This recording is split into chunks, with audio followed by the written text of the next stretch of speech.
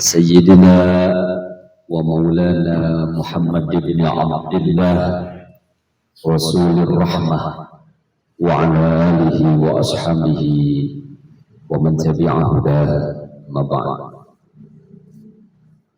Al-Mukarramun, para kiai, para ajengan, para sesepuh bini sepuh anu puji simkuring dihormat, wabil khusus pemirsa panitia penyelenggara, Bapak Kepala Desa, Iwah jajaran dana.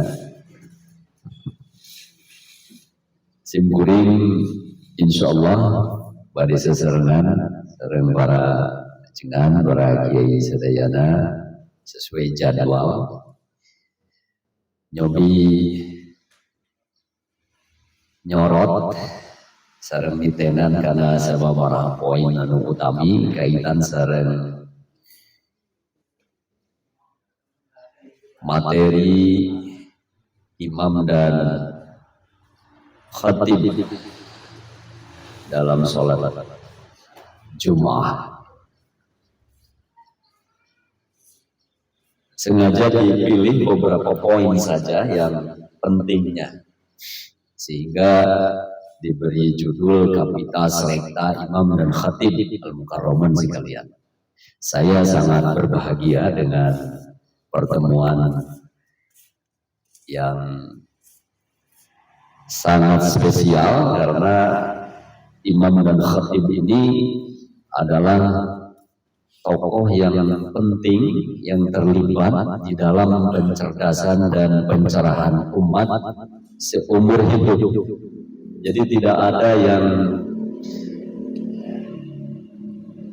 lebih abadi dalam proses pendidikan umat dan lebih lama durasi waktunya, melampaui atau melebihi kegiatan yang diusung terkait dengan pelaksanaan ibadah sholat Jumat oleh imam dan khatib. Di sekolah, di madrasah, bahkan di perguruan tinggi, waktunya terbatas dan limitnya juga tidak lama. Tetapi imam dan khatib ini sampai dengan hari kiamat akan terus melakukan tugasnya dan tidak akan pernah ditutup. Karena ini adalah syariah yang abadan-abadan. Nah, jadi kita tentu saja selaku pemangku tugas tidak akan kena pensiun. Tidak ada imam dan khatib yang pensiun, kecuali ketika ada udzur. Nah, Al-Mukarramun, Bapak Ibu sekalian, Bapak-bapak sekalian, tidak ada ibunya ya.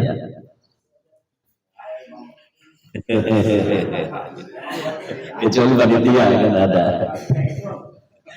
Kalau di Asia itu sudah diprogramkan.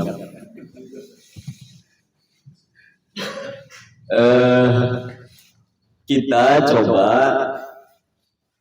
karena pokok materi yang berkenaan dengan katakan ini BIMTEK ya, bimbingan teknis, supaya masuk pada nomenklatur yang diformalisasikan. Secara prinsip BIMTEK ini ingin mendorong agar imam dan khatib yang tadi bertugas seumur hidup dan sepanjang masa sampai hari kiamat tiba itu betul-betul bermutu, betul-betul berkualitas.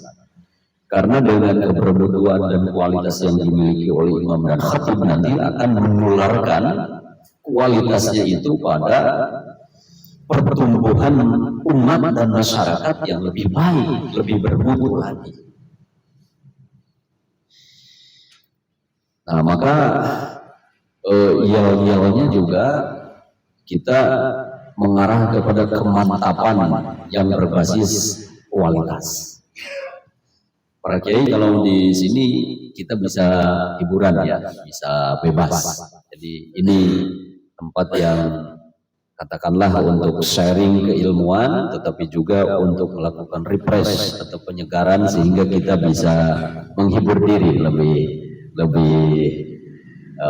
non formal. Jadi kita nikmati lah.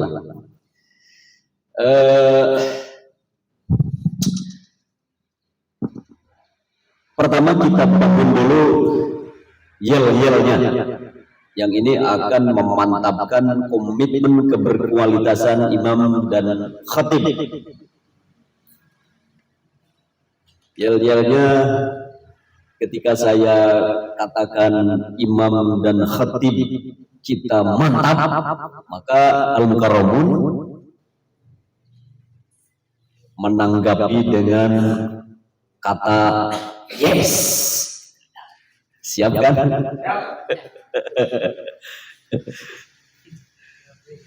Jadi ada dua penggalan. Penggalan pertama, imam dan khatib kita mantap. Oh, responsnya, tanggapannya yes, sambil mengepalkan tangan dan diangkat tangannya supaya kelihatan semangat. Jadi ada tenaga, ada energi. Jangan sampai ada kesan imam dan khatib itu loyo. Nah, penggalan kedua, ketika saya katakan umat dan masyarakat, para kiai meresponsnya dengan mengatakan sejahtera. Ini kan bagian dari upaya untuk mewujudkan kesejahteraan batin. Karena kesejahteraan itu ada yang lahir dan ada yang batin. Nah, kita bergerak di sektor ini, di kesejahteraan batin. Jadi umat dan masyarakat sejahtera. Bisa? Bisa dicoba? Kita mulai. Imam dan khatib kita mantap. Umat dan masyarakat. Ada yang kita akhir itu. Kita ulangi sekali lagi. Mukarraman sekalian. Imam dan khatib kita mantap. Umat dan masyarakat. Jadi ketika imam dan khatib kita mantap, ya, dan kemantapannya yes, maka umat dan masyarakat sejahtera. Mudah-mudahan, amin. Oke. Nah, supaya kita nanti ada pada posisi yang berefek, maka tentu kita harus memahami bahwa tumbuh dan berkembangnya umat serta masyarakat itu ditergantungkan kepada tiga sasaran yang utama dari imam dan khatib ini. Pertama, menyasar pada kepala masyarakat, artinya kecerdasan dan kepandaiannya. Itu harus menjadi objek atau sasaran dari kepemimpinan imam dan khatib saat memegang kendali dan peranan keagamaan yang penting, khususnya tatkala dilaksanakan khutbah Jumat. Kepala kognitif otak atau intelek jamaah itu harus dijadikan sasaran supaya lebih meningkat wawasannya, bertambah ilmunya, mendalam pemahamannya, dan wawasannya juga makin luas. Jadi sasar kepalanya. Yang kedua, sasar hatinya. Objeknya itu hati. Al-qalbu wal-qulub. Hati dan kalbu jamaah itu harus menjadi sasaran untuk dibina, dibangun, dan dikembangkan. Sehingga menjadi hati dan kalbu yang tunduk, yang taat, yang agamis, yang saleh, yang syahdu dalam suasana spiritualitas atau keagamaan yang intim. Maka hati itu perlu disentuh, dikendalikan, dan diajak. Itu sasaran yang kedua. Ini secara prinsip harus menyasar hati. Jadi ketika tidak menyasar hati setelah menyasar kepala, maka kita menembak sasaran yang salah. Ingin menembak Maryam tapi ternyata Hindun, itu salah sasaran. Nah, maka yang kedua, kita harus menyasar hati. Yang ketiga, menyasar tangan. Tangan di sini berarti kemampuan untuk bergerak, berbuat, dan produktif. Sehingga jamaah setelah mengikuti kegiatan sholat Jumat dan diberi bekal pengetahuan lewat wasiat takwa yang disampaikan oleh khatib itu, tangannya menjadi baik, perilakunya menjadi bagus, bertambah dan bertumbuh, sehingga dia menjadi orang yang produktif dan berkarya, yang berguna dan bermanfaat. Itu maksud dari hand, yadun, tangan itu harus disentuh. Dalam arti dia menjadi bekerja, memiliki harakah, tidak diam saja, tidak pasif, tidak pesimis, kecil hati, dan tidak bisa menatap dunia dengan percaya diri. Nah, itu bagian yang menjadi tugas kita sekalian, sehingga nanti kita bisa memantapkan 3 sasaran: kepala, hati, dan tangan. Nah, makanya di RA dulu kita diberi pelajaran saat anak akan dihebatkan, anak akan ditumbuhkan, mereka diperkenalkan dulu pada konsep-konsep yang penting: kepala, pundak, tangan, lutut, dan kaki. Kepala, pundak, tangan, lutut, dan kaki. Kepala, pundak, tangan, lutut, dan kaki. Itu konsep-konsep yang penting yang dimiliki oleh anggota tubuh anak kita, sehingga dia mengenal mana-mana saja bagian organ tubuhnya yang penting dan harus menjadi alat untuk mengembangkannya ke depan. Kepalanya, pundaknya, pundak itu kan tempat memikul, jadi dia bisa memikul amanah dengan hebat. Tak, 2 kali, tak kanan, tak kiri.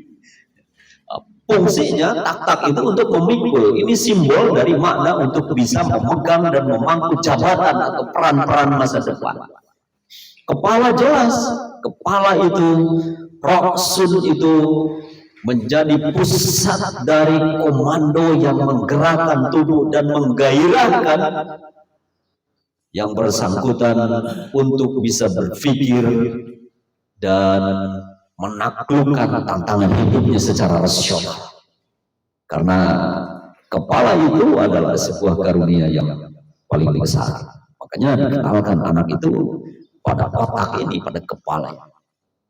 Kepala, pundak, tangan untuk bergerak, lutut untuk menopang, bisa berdiri, dan kaki bisa berdiri di atas bumi dengan kokoh. Kalau lutut kan membantu pergerakan sehingga kaki itu tidak kaku dengan lutut yang bisa bergerak. Pak kasih pembangunan, kasih pelayanan, tadi kakinya itu kan karena musibah, dia tidak bisa bergerak dengan leluasa kakinya, sehingga pergerakan kakinya itu tidak lentur. Nah, lutut itu simbol dari pelumas atau alat untuk bisa membuat pergerakan kaki tidak kaku. Jadi di dalam hidup memang tidak bisa kaku, harus fleksibel, bergerak ke depan, bergerak ke belakang, bergerak ke kanan, bergerak ke kiri. Jadi lentur dan fleksibel sehingga lincah seperti pemain silat. Dan kehidupan itu ibarat permainan silat itu. Pemain bola ketika kakinya tidak fleksibel itu tidak bisa bergerak dengan baik saat dia akan menendang dan bahkan mengejar bola atau memasukkan bola ke gawang. Nah, itu simbol-simbol sebenarnya. Kaki yang membuat kita berdiri dengan kokoh itu penting dan kita dikenalkan. Nah, Bapak Ibu, Bapak-bapak sekalian, jadi hand di sini, tangan itu arahnya adalah mengubah jamaah agar dia bisa produktif, bisa optimis dan mengubah dunia.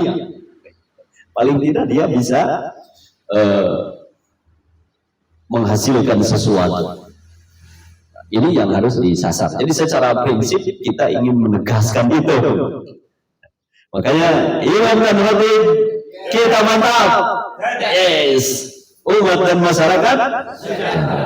Jadi prinsip pelaksanaan BIMTEK ini bagi imam dan khatib al-mukarramun sekalian ingin menegaskan sasaran yang tiga tadi, sasaran keumatannya lewat pesan-pesan khutbah dan pesan-pesan imam saat dia membacakan ayat-ayat Allah dan memimpin sholat itu ada di dalam barisan yang satu.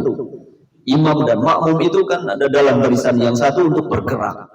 Itu sholat itu bukan saja menikmati manisnya bertemu dengan Allah, tetapi juga simbol dari satunya komando dan pergerakan secara terpimpin.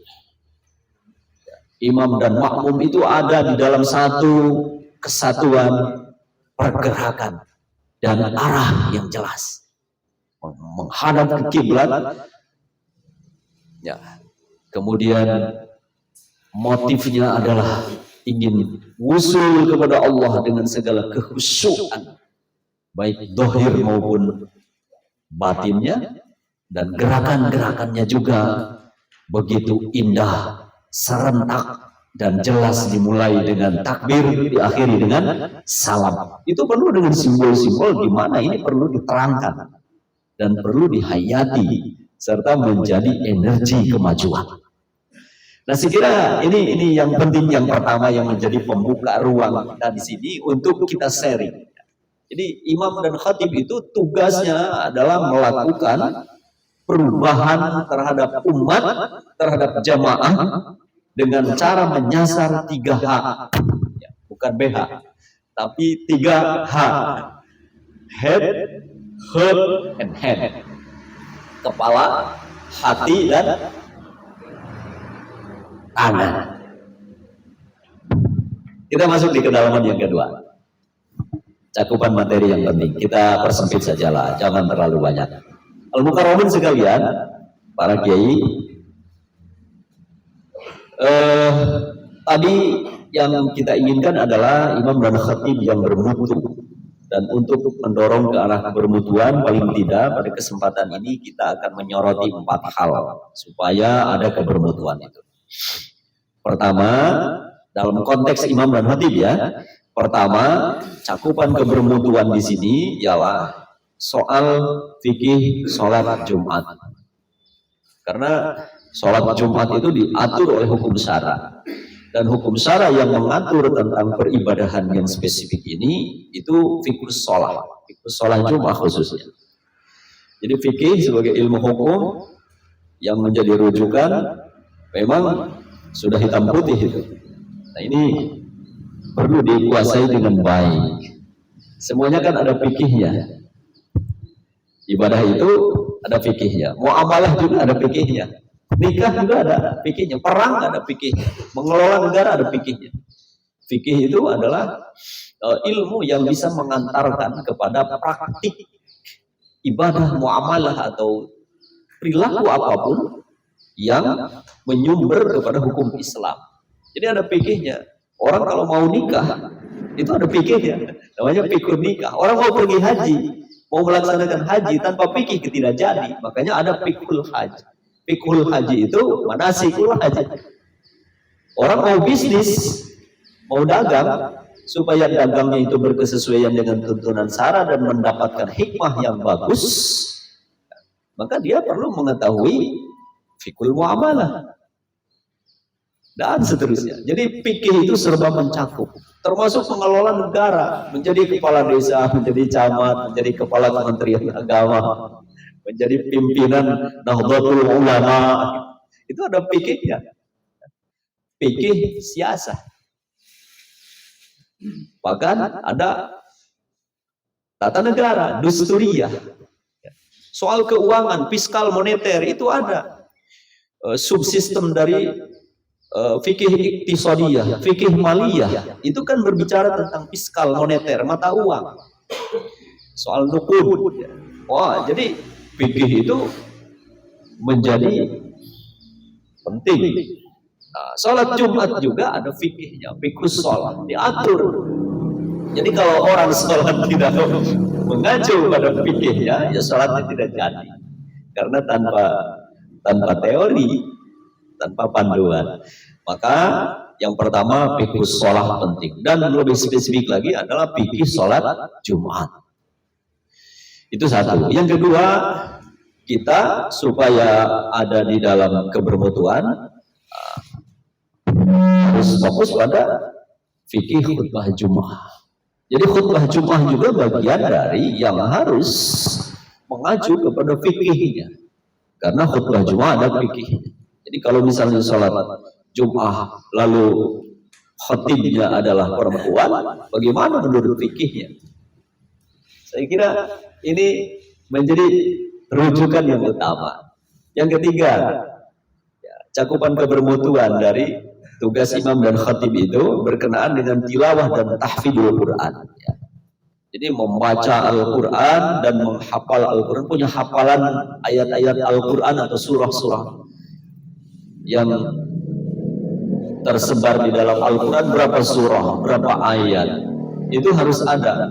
Dan yang lebih pentingnya lagi adalah membaca Al-Quran. Membaca Al-Quran beda dengan membaca Quran. Membaca Al-Quran itu ada ilmunya. Ilmu tajwidnya kan menjadi prasyarat. Jadi bacaannya harus elok, tahsin. Makanya ada program tahsin. Tahsin itu supaya bacaannya bagus, supaya bacaannya elok. Tajwid supaya bacaannya benar. Sehingga ketika kita membaca Al-Quran tanpa dukungan tahsin dan tajwid, itu tidak akan baik dan benar. Nah, ini cakupan kebermutuan yang penting, al-mukarramun sekalian. Nomor 3 adalah tilawah dan tahfidz Al-Quran. Yang keempat, teknik komunikasi dakwah. Nah, ini disebutnya di dalam dunia akademik dengan retorika. Retorika itu bagaimana berbicara dengan mampu memikat dan mengajak yang diajak bicara itu terlibat dengan percakapan yang baik dan diminati.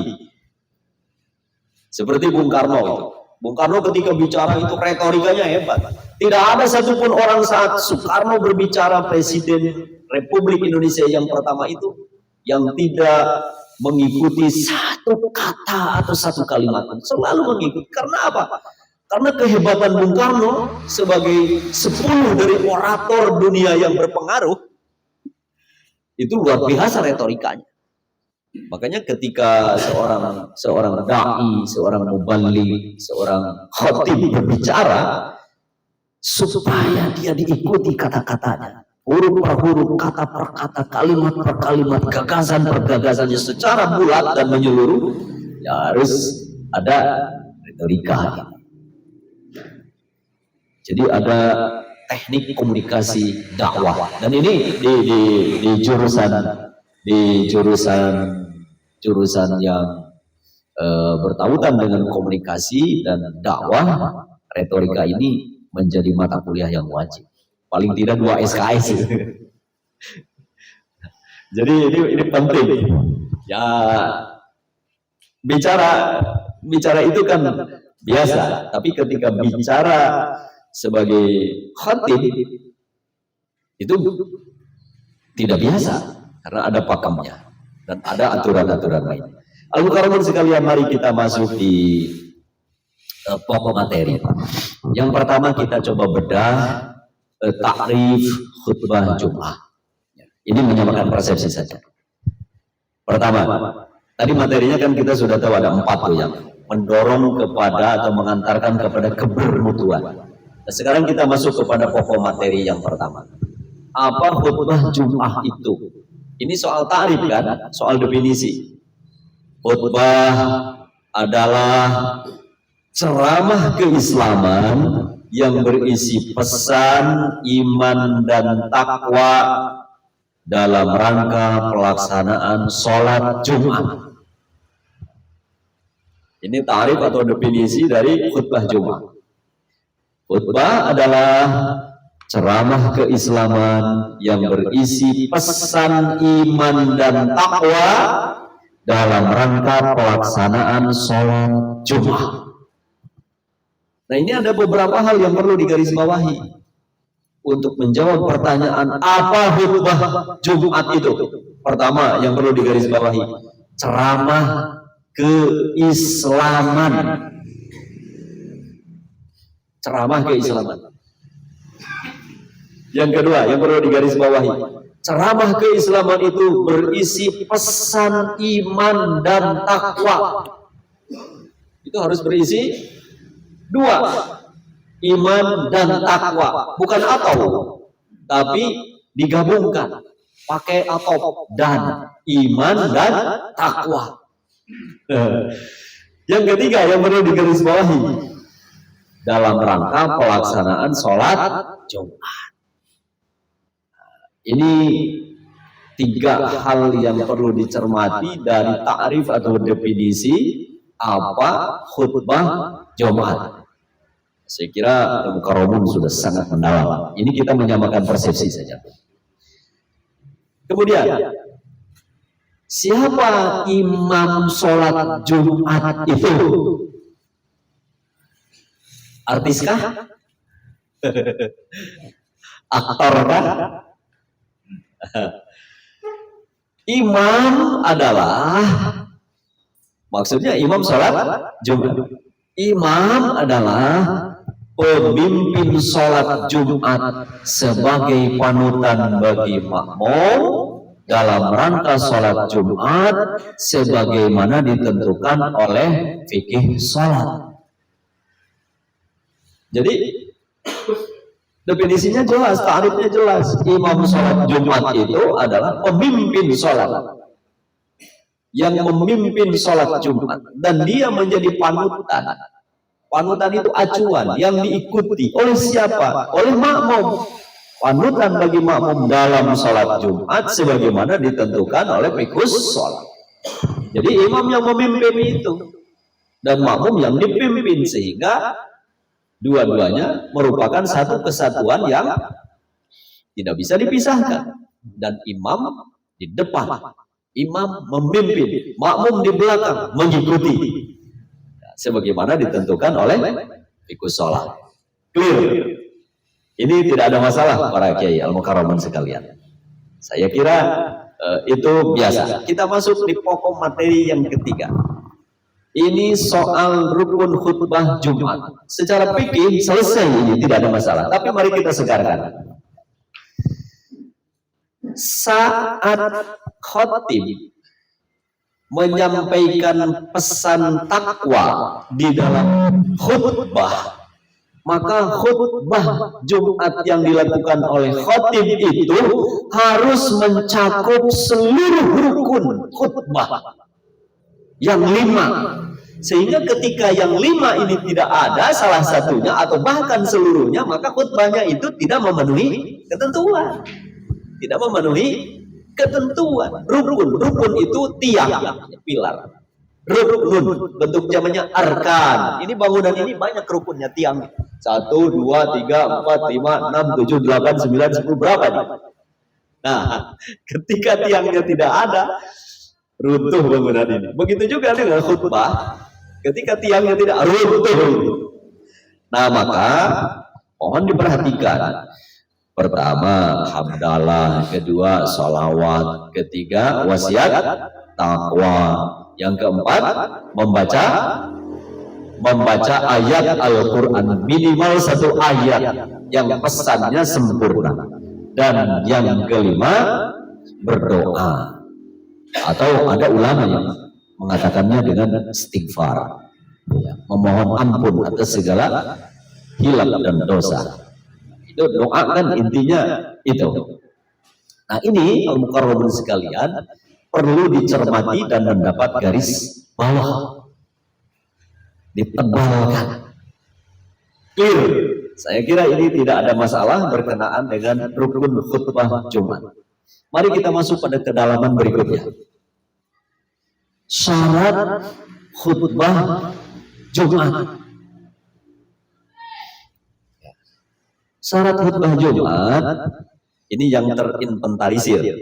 Ada 9 persyaratan dari beberapa kitab utamanya yang memang menjadi rujukan di kalangan kita. Satu, laki-laki, dzukuriyah. Jadi syarat khutbah Jumat khatibnya laki-laki. Ada yang perempuan? Di Puncak Asih saya kira laki-laki semua kan? Kecuali kalau ingin menerapkan gagasan baru. Tapi itu bukan untuk dilaksanakan. Biarkan saja itu dia berwacana, tidak harus menjadi acuan. Wacananya silahkan. Nafsi-nafsi di tataran pikiran, tapi bukan untuk diterapkan. Syarat khutbah Jum'ah khatibnya laki-laki. Yang kedua, tidak ada najis atau harus suci dari dua hadas. Hadasain. Yang dimaksud dengan hadasain di sini ialah hadas besar dan kecil. Yang ketiga, sitrul aurah, menutup aurat, clear. Para kiai ini sudah tidak ada masalah, harus tertutup auratnya.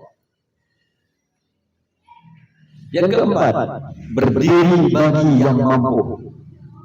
Ya, al-qiyam al-qadir. Di sini ada Pak Kiai Qadir? Ada ya? Tidak ada. Abdul Qadir itu selalu mampu dalam hal segala pun.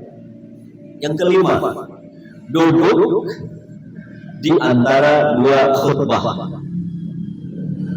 Al-julus baina khutbatain. Duduk di antara dua khutbah, karena khutbah itu, khutbah Jumat ini ada dua, khutbah awal dan khutbah tsani. Nah, di antara dua khutbah itu dipersyaratkan untuk duduk. Kemudian yang keenam, khutbah itu diperdengarkan atau bisa didengar jamaah. Artinya harus bersuara keras, bersuara lantang. Jangan sampai volumenya kecil sehingga jamaah tidak mendengar pesan takwa yang disampaikan oleh khatib. Makanya Rasulullah ketika menyampaikan khutbah, suaranya lantang, keras. Maksudnya apa? Supaya didengar oleh jamaah. Ya, maksudnya supaya bangun. Tapi tidak diperkenankan merokok, tidak diperkenankan juga minum kopi. Nah, makanya mengimbangi persyaratan tadi harus ada kopi dan rokok supaya bangun, suaranya yang keras agar ketika kantuk menyerang pun dia bisa diusir dengan suara yang keras dan lantang itu. Nah, makanya digambarkan Rasulullah itu ketika berkhutbah suaranya keras dan bahkan sampai dengan wajahnya itu berwarna sedikit merah. Warna merah itu memang indah. Perempuan juga kalau warna wajahnya merah itu akan lebih menarik. Tapi si cepot oke, di napa wajah gandean. Cepot ya bereman kan jadi menarik. Tapi jangan sampai nanti khatib itu supaya menarik seperti cepot ya pakai warna merah. Al-Mukarramin sekalian, yang ketujuh, tidak terjeda khutbatain oleh hal lain.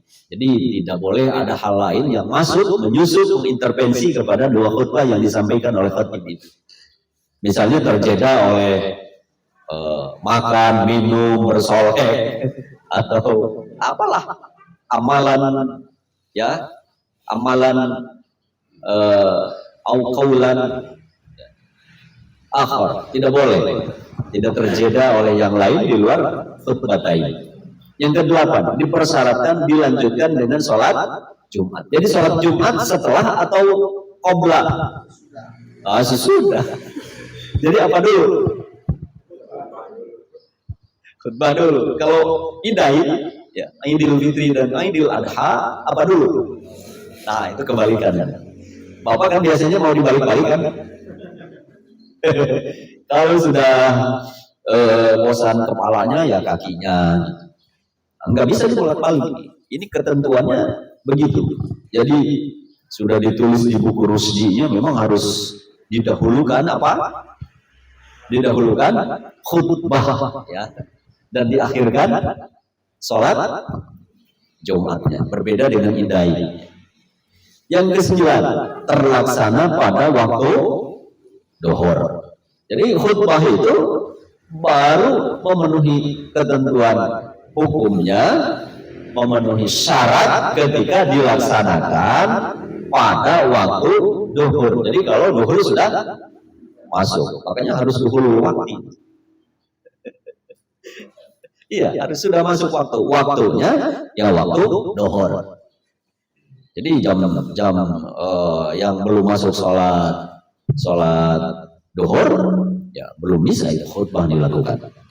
Clear, tidak ada masalah di sini. Kita masuk di pokok materi berikutnya. Kalau tadi hal-hal yang berkenaan dengan yang prinsipal karena menyangkut persyaratan, di dalam usul fikih kan disebutkan ketika persyaratan tidak terpenuhi maka yang dipersyaratkan itu tidak ada. Ya, idan tapa syartu fantafal masyrut. Nah, makanya harus dipenuhi, wajib. Jadi kalau ingin dianggap ada, penuhi persyaratan. Sebab ketika persyaratan itu tidak ada, maka tidak akan ada sesuatu yang ditentukan itu atau dikerjakan itu. Nah sekarang kita masuk pada hal yang bersifat tidak lagi utama, tapi bersifat tambahan. Ya. Yang tambahan itu di dalam fikihnya dikenal dengan istilah sunat. Bagi khatib ada hal yang bersifat tambahan dan disunatkan beberapa. Ini beberapanya yang dirangkum dan yang utama serta menonjol serta disebutkan di dalam kaul-kaul para ulama. Yang utama itu ada 7. Dari yang 7 ini masih ada tambahannya banyak, tapi kita sorot yang 7. Pertama, disunatkan khatib itu bersiwak. Bersiwak artinya gosok gigi lah. Gosok gigi kira-kira begitu. Itu sunat gosok gigi sebelum dia khatib berkhutbah. Ya supaya nyaman saja. Laula an asyqa ala ummati la amartuhum siwak. Rasulullah itu hampir saja nyaris menggosok gigi itu menjadi sesuatu yang diwajibkan. Tapi ketika diwajibkan itu akan menjadi sesuatu yang memberatkan. Makanya di bawah wajib. Ada yang menyebutkan ini sebagai apa?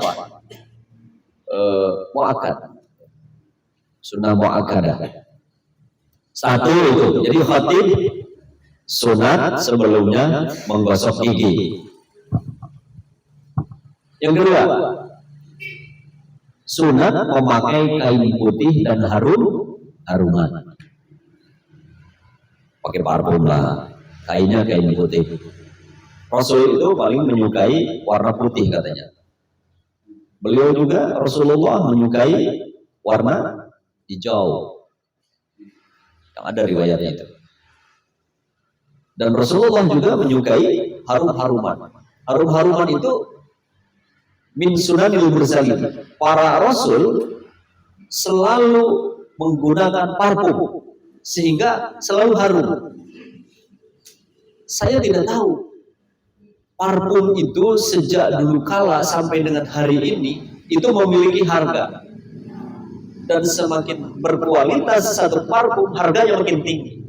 Dan para rasul tidak pernah menggunakan parfum yang kualitas KW. Jadi artinya para imam dan khatib harus memiliki parfum yang bagus. Dengan begitu harus banyak duitnya supaya tidak terjebak pada parfum yang KW. Nah, ini pikiran masyarakat, ini pikiran pemangku kebijakan supaya imam dan khatib itu punya parfum yang bagus, disubsidi nanti oleh Pak Kepala Desa. Itu untuk masjid jami ya. Kalau untuk masjid kecamatan disubsidi dibantu oleh Pak Camat gitu untuk beli parfum. Kalau parfumnya saja sudah disubsidi, apalagi makan minumnya gitu maksud saya. Setuju? ini harus dikonsep supaya imam dan khatib itu sejahtera. Nah, makanya ini bagian dari yang harus dipikirkan supaya imam dan khatib itu paling tidak diganti transportnya, ya kan? Diberi honor yang layak sesuai kemampuan. Itu harus diplafonkan. Sebab nanti profesi ini atau tugas ini tidak akan diminati. Di sini Al-Mukarramun sekalian ada imbalannya? Enggak ada. Wah, itu 100% akhirat. Padahal harus dunia akhirat. Dunianya dapat, akhiratnya apalagi. Iya.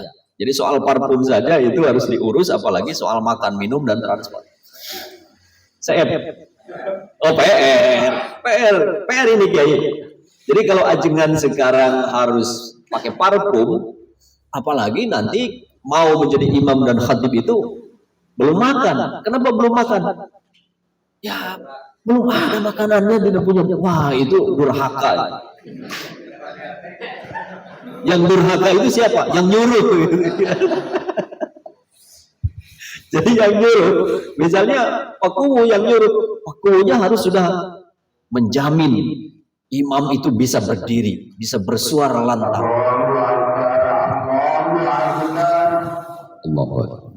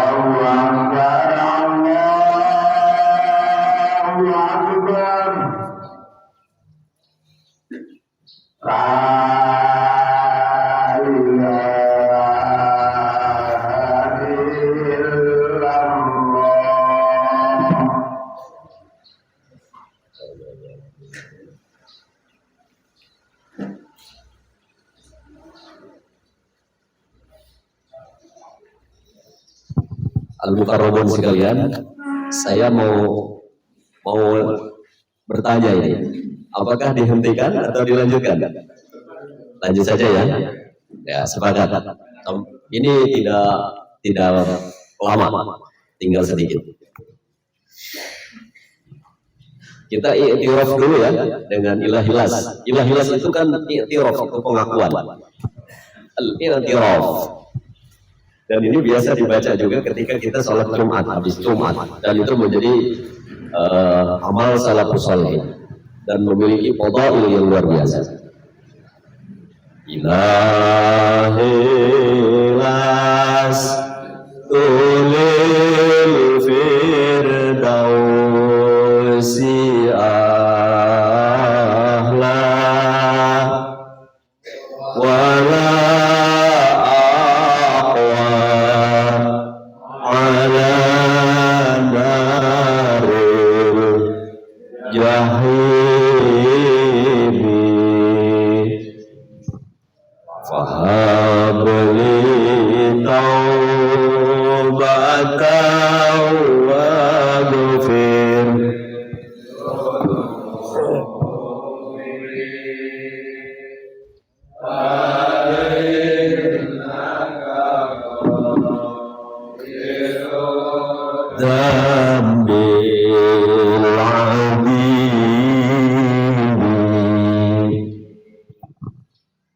Kita tadi sudah masuk pada apa? Siwak. Siwak ya? Kain putih juga sudah. Harum-haruman pakai parfum sudah. Itu yang masnunah, yang disunnahkan. Untuk dianjurkan maksudnya. Dan ketika dilakukan berpahala. Yang ketiga, khutbah disampaikan di atas mimbar. Jadi sebisa mungkin ada mimbar, ya. Dan kalau tidak ada mimbar bagaimana? Tidak ada masalah. Tapi sempurnanya, bagusnya ada mimbar. Dan khatib itu berceramah di atas mimbar. Makanya oleh Muraqi itu sering disebut karena memang berdasarkan garis sunat ini. Idza sa'idal khatibu 'alal mimbar. Kata siapa itu? Kata Muraqi, karena memang sunatnya adalah di atas mimbar berkhutbah itu. Berikut, memegang tongkat tangan kiri.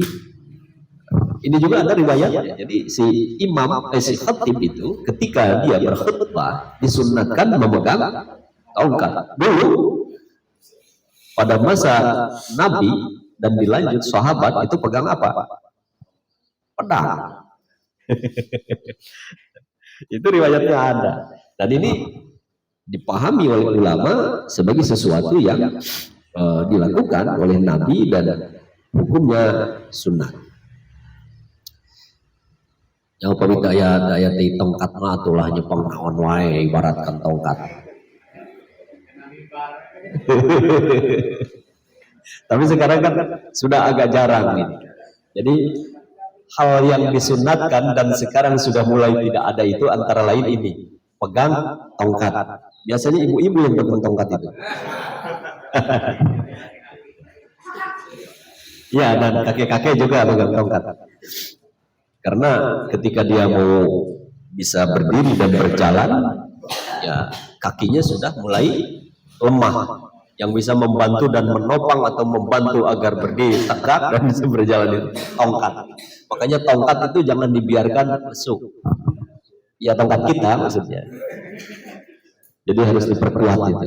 Para ajengan kan harus kuat tongkat sehingga siap bertempur nanti.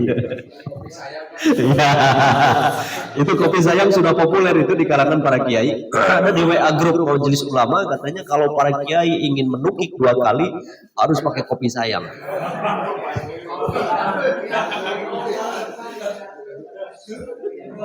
Nampaknya di sini pakar semua ini para kiai.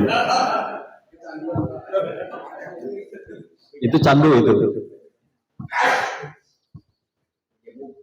Ya, baru berwarna kopi saja itu sudah bagus, apalagi berwarna hitam, Pak. Para kiai berikutnya, ya tadi memegang tongkat. Ya. Kalau pegang tongkat, memang harus oleh tangan kiri. Ini di beberapa bahasan juga kalau kita pegang tongkat kita itu jangan oleh tangan kanan. Itu tidak beradab. Adabnya oleh tangan kiri. Jadi ketika kita dipanggil untuk menunaikan satu hajat, tongkat itu dipegangnya oleh tangan. Maksud saya tongkat yang lain. Tongkat ketika kita menjadi khatib pun dipegangnya oleh tangan yang ini nih. Bagaimana kalau yang kidal? Sesuaikan saja lah. Kalau sekalian itu seorang itu. Tapi ini ada dasar hukumnya. Yang keenam, yang disunatkan bagi khatib itu adalah isi khutbahnya itu SPJ. Jadi ketika dia menyampaikan pesan imtak, ya lewat khutbah yang disampaikan, ceramah keislaman yang tadi di dalam definisi atau ta'arif sudah kita pahami bersama, pesan imtak yang disampaikan oleh khatib itu harus SPJ. Karena kan sekarang kiai itu tahu SPJ ya, surat pertanggungjawaban. Maksud SPJ di sini adalah singkat, padat, jelas. Singkat itu lawan dari panjang. Ya, ini disukai ketika kita menjadi khatib, tapi tidak disukai oleh ibu-ibu. terlalu singkat. Di sini kebetulan ibu-ibunya tidak ada. Bapak-bapak juga kalau terlalu singkat saya kira tidak suka. Iya, makanya tadi kembali lagi ke resep itu. Ini bagian dari materi orang dewasa dan para kiai di atas kedewasaan itu. Jadi isi khutbah harus SPJ, singkat, ijazi. Yang kedua, padat. Karena kalau tidak padat, ya tidak bisa masuk. Jadi kalau barangnya ingin masuk ke mustami, ya, masuk ke dalam kepala, ke hati, dan bisa mengubah gerakan tangan serta kaki untuk produktif, maka itu harus padat. Pemadatan di materi itu penting. Padatnya bahasa sudah ada sesed. Nah, makanya perlu di-upgrade ya. Makanya kita sering mendengar istilah upgrade. Up itu naik ke atas, grade tekan lagi ke bawah. Jadi diangkat supaya panjang, kemudian setelah panjang didorong dipadatkan meskipun pendek tapi sesek gitu. Daripada panjang tapi nilai. Nah, itu mau efektif. Iya. Ini para kiai kelasnya sudah tinggi. Sudah makomnya makom waliullah ini. Jadi ma'rifat maksud saya. Tidak ada kira.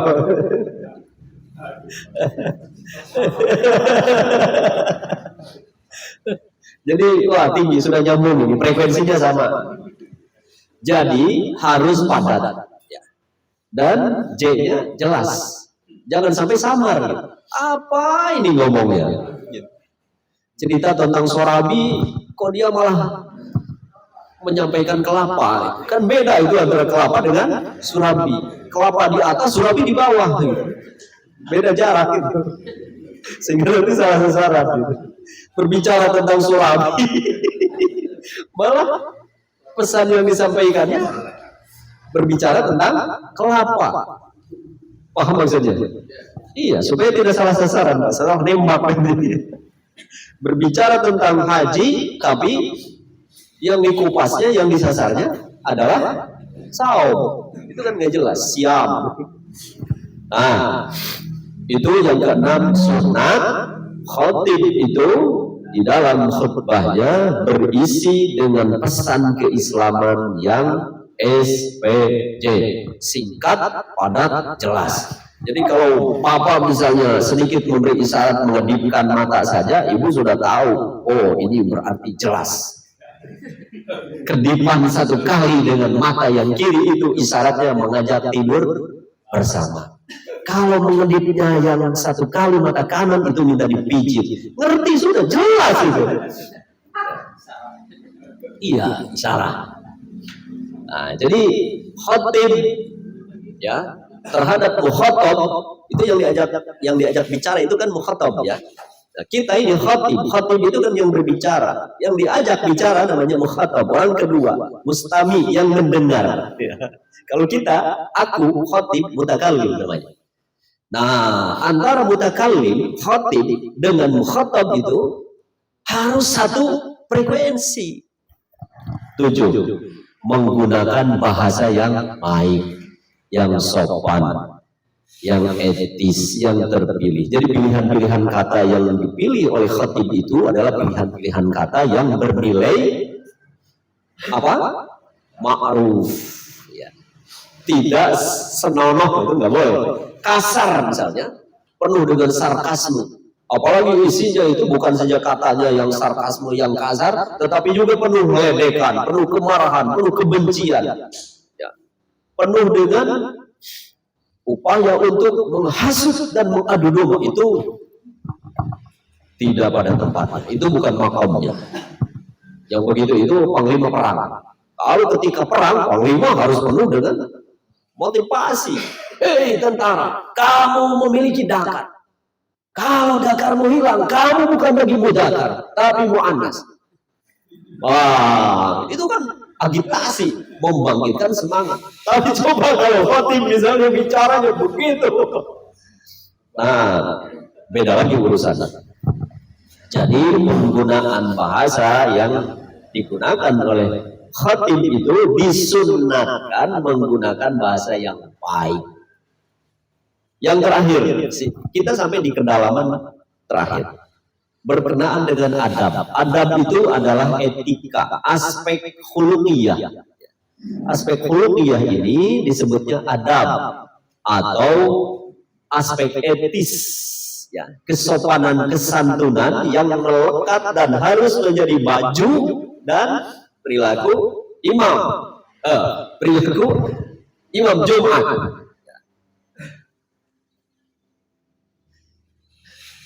Nih,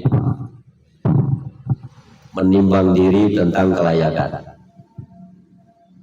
2. Cakap artinya dia alim atau faqih tentang ahkamus shalah.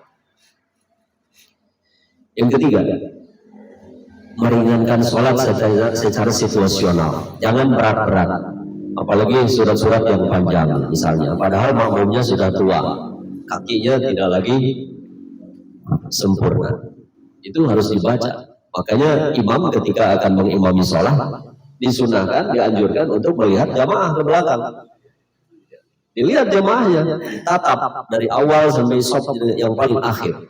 Siapa saja, kondisinya seperti apa, sesuaikan dan sehingga itu penting. Jadi seperti mau perang, dilihat dulu pasukan yang akan disiapkan untuk bertempur itu berapa, seperti apa kekuatannya. Nah ini imam itu ada pada posisi yang melakukan assessment atau penilaian terhadap makmum, terhadap jamaah, lalu kemudian mengambil polisi atau kebijakan berkenaan dengan kepemimpinan dia sebagai imam.